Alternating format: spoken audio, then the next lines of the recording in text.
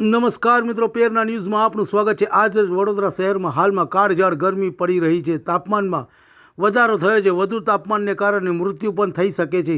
ત્યારે રાહદારીઓને ઠંડકની અહેસાસ થાય અને ગરમીમાં રાહદારીઓને રાહત મળે તે હેતુથી સામાજિક કાર્યકર કમલેશભાઈ પરમાર તેમજ સાથી મિત્રો વડીલો દ્વારા બાપા સીતારામની મઢુલી વુડા સર્કલ પાસે કારેલીબાગ પાસે રસ્તા પર જતા રાહદારીઓ માટે 300 લીટર છાશનું વિતરણ કરવામાં આવ્યું હતું। ORSના પેકેટો પણ વિતરણ કરવામાં આવ્યું હતું। સાથે સામાજિક કમલેશ પરમારે જણાવ્યું કે કાળઝાળ ગરમીમાં જો પારો વધુ હોય ત્યારે આપણા વિસ્તારોમાં કોઈ પણ પ્રકારની સેવાઓ આપશું, જેથી તાપમાન સામે રાહદારીઓને રાહત મળી રહે તે માટે અપીલ કરવામાં આવી હતી। રિપોર્ટ ઇરફાન, વડોદરા।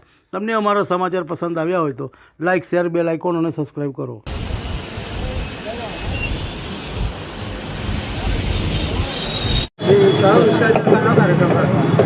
વડોદરા શહેરમાં આવેલ કારેલીબાગ વિસ્તાર વુડા સર્કલ પાસે આજ રોજ નિઃશુલ્ક છાશનું વિતરણ કરવામાં આવ્યું હતું। 300 લીટર જેટલી અમે લોકોએ છાશનું વિતરણ કર્યું છે।